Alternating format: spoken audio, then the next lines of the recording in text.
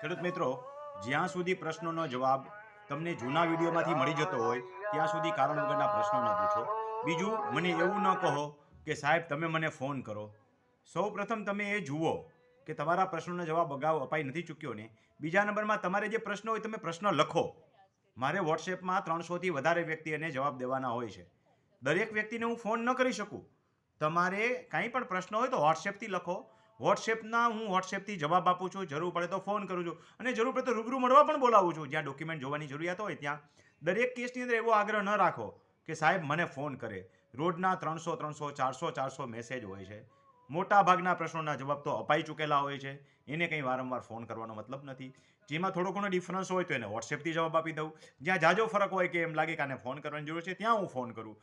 અને જ્યાં એમ લાગે કે આના ડોક્યુમેન્ટ જોવાની જરૂર છે, ફાઇલ ચેક કરવાની જરૂર છે, રૂબરૂ બેસીને ચર્ચા કરવાની જરૂર છે, તો એમને હું રૂબરૂ મળવા બોલાવું છું. માટે મહેરબાની કરીને દરેક વ્યક્તિ એ સાહેબ મને ફોન કરશે જ અથવા મને ફોન કરો એવો આગ્રહ ન રાખો. અને તેમ છતાંય તમારે જો એક્સપર્ટ થવું હોય ને કંઈ શીખવું હોય તો બધા મારા વિડીયો જોઈ લો. એથી વધારે જરૂર પડે તો હું તાલીમ કેમ્પ આપું છું, ચલાવું છું. તાલીમ કેમ્પમાં આવી શકો. તો આનાથી વધારે રૂડું એ કંઈ ન હોઈ શકે. મારો કહેવાનો ભાવ જરા બરાબર સમજો. હું મારી સેવાને સારી રીતે વિસ્તારથી સેવા આપી શકું અને નવું વૈવિધ્ય આપી શકું. એટલા માટે થઈ અને આ વાત તમને કહું છું કે સમય હશે તો હાલો. તમને નવી જાણકારી આપી શકે. બોલો ખેડૂત મિત્ર, આપને શું કામ છે? એ 2 મિનિટમાં સર જમવા બેઠો યાર. સર જમીન કોલ કરું. અત્યારે વાત કરવી હોય તો કરી લ્યો, પછી ટાઈમ નથી. હા હા. આપણે કાંઈ એવું નથી નિવેદ થઈ રહ્યા હોય તો અધૂરા મુકાય. પૂછવું હોય તો પૂછી લ્યો.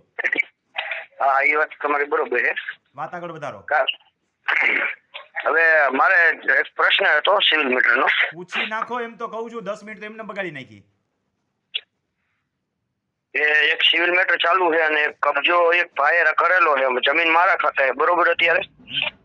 અને એ ભાઈ કબજો છોડતા નથી અને એ લોકો જમીન બળજબરી પૂર્વક વાવે છે. અત્યારે ખેતી એને કરી નાખી છે અને એને વાવેતર કરે એવડે ના પાડી છે ફાઇલ છતાંય. લઈને આવો મારી પાસે. ફાઇલ જોયા વગર તો હું કહીશ હું તમને દાવો કઈ ટાઈપનો કર્યો છે, શેનો ડિક્લેરેશનનો દાવો કર્યો છે, એ બધું વાંચ્યા વગર હું શું કહીશ? મને કઈ ભગવાને ઓલી સંજીવની દ્રષ્ટિ તો આપી નથી. ના ના 100% સાચી મહાભારતમાં વાત આપી છે હતી સર. એવી. અને એવી અત્યારે સંજીવની દ્રષ્ટિ આપે તો કેટલાય ઘરમાં કજિયા થઈ જાય. હું નજર કરું કોકના ઘરમાં કોક બીજો બેઠો હોય. કઈ એટલે જગ્યાએ ભગવાન એવી દ્રષ્ટિ તો આપે નહીં મને. રાજકોટમાં હોઉં છું, બધી વિગત નાખું છું વોટ્સએપમાં. અને અનુકૂળતા હોય તો તાલીમ કેમ્પમાં પણ પધરામણી કરી શકો. ના ચોક્કસ પટેલ સર છો ને? તમારો વિડીયો હું દરેક જોઉં છું. પટેલ છો ને? હા, લેવા પટેલ હા, એને હો. તાલીમ કેમ્પમાં આવવું જ નથી. એને આવી તકલીફો હોય જ છે. ગામ જ જમીન ખાઈ જાય આમનમ. આપણે થોડાક હોશિયાર બનો ને. ગામ આખાને હું હા. તાલીમ કેમ્પમાં બોલાવું છું. તમને આવવામાં ક્યાં ગાંઠા વળે છે? ના ના ચોક્કસ સાહેબ આવીશું તમ પછી તારે. ગામ જમીનું ખાઈ જાય હચોડી ત્યાં સુધી આપણે હા, હા. તૈયાર ન થાય. હા બરોબર. લઈ આવો ફાઇલ ને કાગળ બધું જોઈને સલાહ આપીશ. અને તાલીમ કેમ્પમાં પધારજો. ઉપકાર કરજો રમણીકભાઈ ઉપર એટલો. ના ના 100% સર તમ તારે ઉપકાર કરશો તમ તારે. અને કાલે તમ તારે મેળ આવે તો કાલે જ આવશું. હું નાખું વોટ્સએપમાં બધું. હા, ઓકે થેન્ક યુ.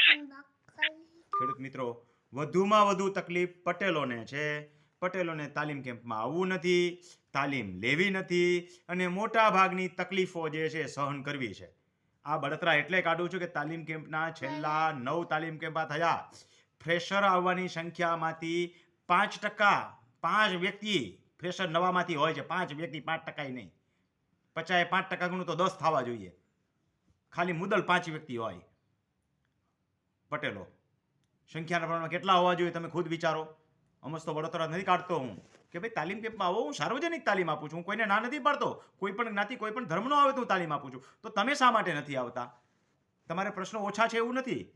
વધુ દુઃખ તમે સહન કરો છો. પરંતુ તમારે હોશિયાર થવું નથી.